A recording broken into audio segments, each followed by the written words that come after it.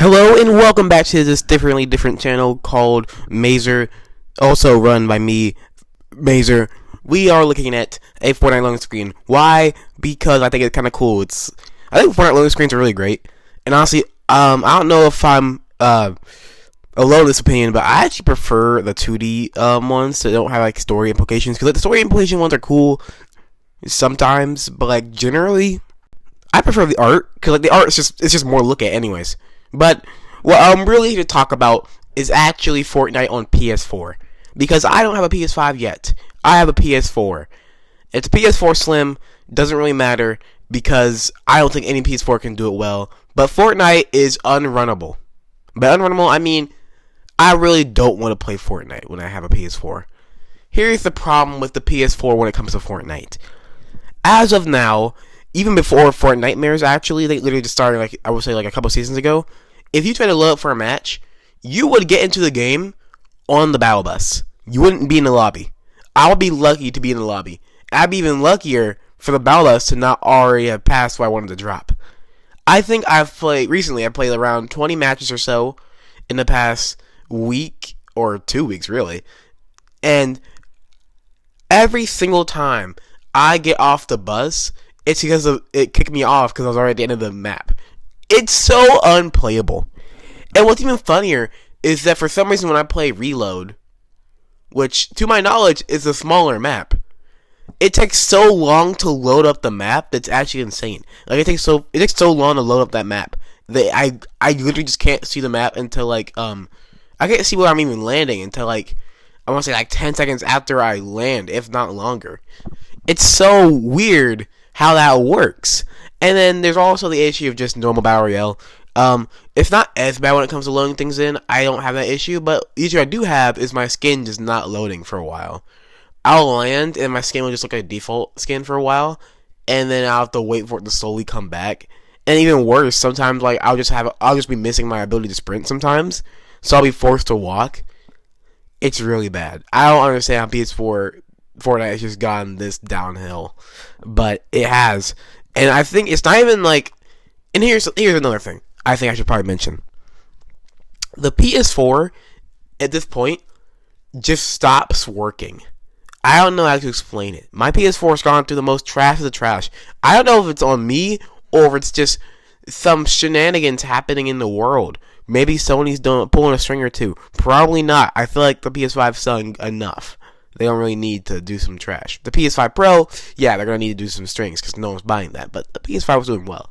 So, I don't think they need to do an iPhone move and just make their iPhones worse. They don't need to make the PlayStations worse. They just are worse at this point. There's obviously a big increase in just quality and graphics and pretty much everything with the PS5. But the PS4 should not be running Fortnite this slowly.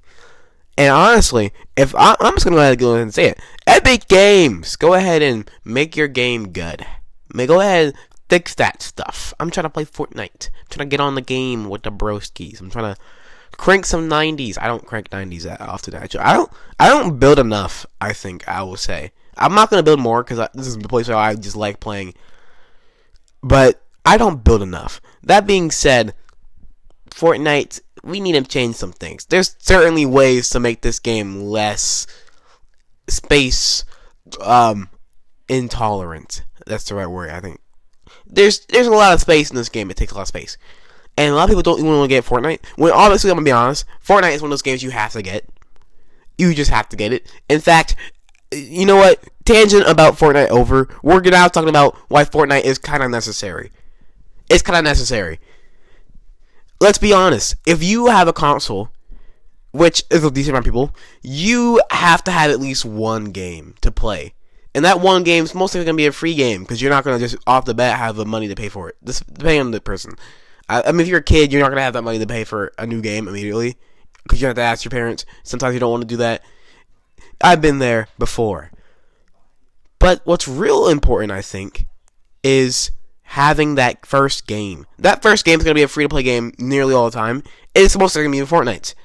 If it's not Fortnite, there's nothing else. There's no other free-to-play game that's even worth mentioning. No one's playing Apex. No one's playing Call of Duty, whatever you want to call it. Those games fell off. L companies, L games. Hero shooters are garbage. Don't even mention Overwatch. No one plays that. If you do, you are automatically a lower species. You are automatically lesser than the average human being for playing Overwatch. I think we can all agree on that. Any comments disagreeing will be thoroughly argued over another video, because I'm desperate for content. And of course, no one's playing games like those Smash Bros. Clones. No one's playing those games. And I will say, if you are on a PS4, you might be playing like a car game. I'm not even in the car gaming world. I'm only on I just don't have the car games. I would like to, but I just don't see myself playing car games because I don't know. I'd rather do something better. Although I will say car games are great, very peak. I just don't play them on a console. Anyways, it's necessary for how much content it gives you for being free. It's kind of like you just have to get it. It's like if someone offers you an extra meal at McDonald's, it'd be pretty big backed of you to take it, but at the same time, you gotta take it. I mean, you can put it in your fridge. There's a lot of things you can do with that meal. So, you gotta take it. It's like Fortnite, you gotta take it. And it's a quality game most of the time. Like, it's only had a couple of bad times. And it's mainly good times, like the show. But, it's a good show. And it's also a good game to play. And plus, looking at what other else we get for cheap, it's not looking too good for you. Because, assuming you get a console, you're going to have to drop, $70 to $70 on a game, just off the bat. Which is honestly the biggest issue with games nowadays. $60 is a lot of money to spend on one game. It's also a lot to spend on one controller. But I'm okay with spending that on a controller, because a controller can play me a lot of games. And plus, you only need two, really. Most of the time, you only need two. And console comes with one, so you only need to buy it once. Games, on the other hand, I don't know if I feel like spending $60 on anything when it comes to gaming. So, Sparking Zero, obviously, that's $70. I don't have a PS5, so I don't have to worry about that. By the time I get one, it'll probably be on sale for a slightly cheaper price. I'm being honest. It's not gonna be on sale for that low. It's a pretty popular game, but BUT, no extra T involved. You gotta realize that most people are gonna play those really inexpensive games first, especially if you're new to consoles and you're not just a gamer. You don't have anything specific you want. You're gonna get Fortnite, and then you're probably gonna move on to Minecraft. Because Minecraft is $20. Here's the thing about Minecraft, though. Here's the thing about Minecraft. Minecraft sucks. It's garbage. It's worthless. It's useless. It doesn't need to be doing at all. Just play Terraria on a different device. Being so for real, don't even care about Minecraft. Played it. Don't like it. Don't play it that often. I have less and less time to play and less friends to play it with. Not at all worth the grind. Just watch a YouTuber play the game. That way you don't have to sit through the most boring parts of the gameplay. But anyways, back on that original topic, you really have to start with Fortnite. You really do. I mean, you could start with some random game, but you're going to end up going to Fortnite. Fortnite's going to be the main game for a lot of people. For a while, I would say. For a decent bit of time. Because, again, $60 to $70 games is kind of crazy. You can make all the exclusives you want. Blah, blah, blah, blah, inflation. But, of course, a decent part of the issue is just that there's a lack of competition. Because, let's be honest, most of these $60, $70 games are coming from two specific companies. Sony and Nintendo. Both garbage in their own ways. One more than the other, in my opinion, but still both trash. But we're going to talk about the lesser of those two evils. Sony has an issue. They have a bit of a problem. They don't have a lot of new games. They've been doing a lot of rebrands, a lot of remasters. They remastered The Last of Us 2, I think, again. They definitely remastered Horizon Dawn for some reason. Bloodborne is untouched because they just forgot that game exists. And then Astrobot, which is their one original game I think that actually came out this year for them, besides Spider-Man 2. You see, the problem with Astrobot is that it's a $60 game, but it's also a giant ad for PlayStation. And it's also a PS5 exclusive, which I think should be obvious at this point. They're not going to give us PS4 games anymore. But the problem with Astrobot isn't that it's a bad game. It's a great game. Great game. I've heard great things. I've seen great things. The issue is it's $60.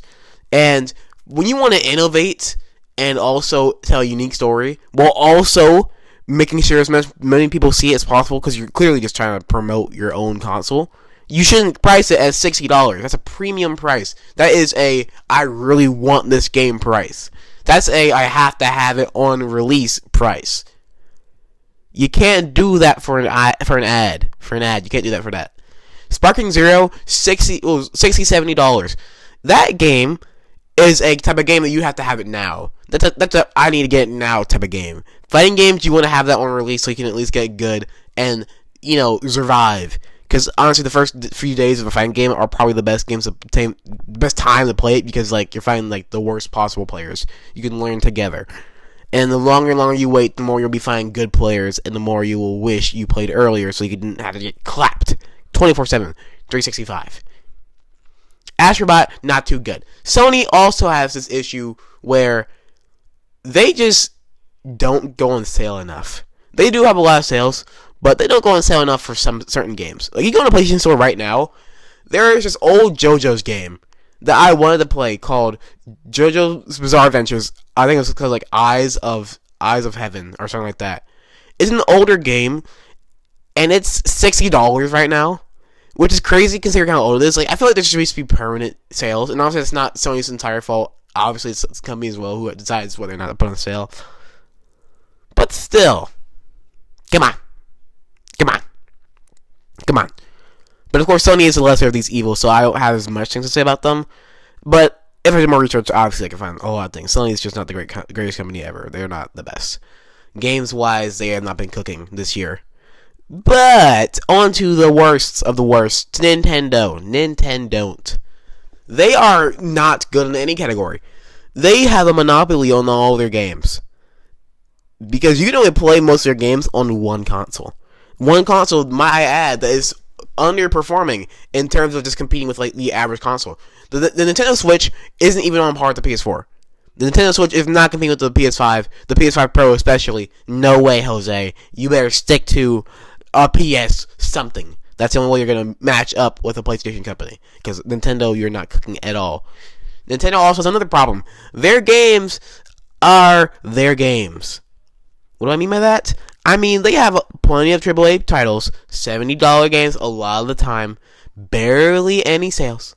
And of course, Mr. Mario himself, coming back with the most reprint games of all time. The originality, when it comes to Nintendo, is quite lacking. I will say that. Pokemon games are not Pokemon games. Not the way they used to be.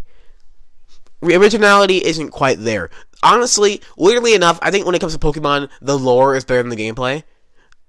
Which is sad because there's no one to really talk about the lore. There's no MatPat for Pokemon lore, to my knowledge. There's just people who talk about it individually. I guess you can watch Jane Animation. I think she talked about Pokemon lore once. That's the best you got. So, take that. And then there's other game series like Mario. Mario Kart, stop doing that. Just make a good Mario Kart and then update the game. But no, because money. Then there's also games like Galaxy. Make another Galaxy, actually. That would be fun. There's only 2 of those, so it's go ahead and do the 3rd one. You can do 3. I think once you get past 3, you're pushing it, but 3 is okay. 3 is okay.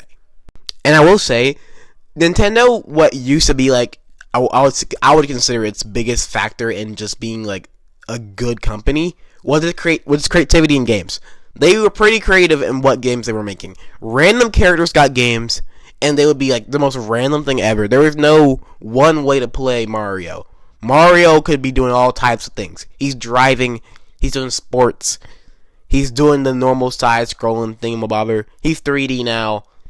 He's a hat. All types of things. I don't think I really feel that creativity anymore with them anymore. One more anymore. It's just not the same. They're not quite as creative. They're not thinking about creativity. They're thinking about lucrativity. Yup, that's not a word. I think it might be a word. I'm not checking. But of course, there is obviously one more bit of bias I should probably tell you about before I end this video. And that is, I'm a Sonic fan. So, I just hate all of Mario stuff anyways. Sonic Racing is better than Mario Kart because I said so. Actually, the 2013, I believe it is, game, Sonic Racing All-Stars Transformed, is the best racing game of all time. And I put that on nothing.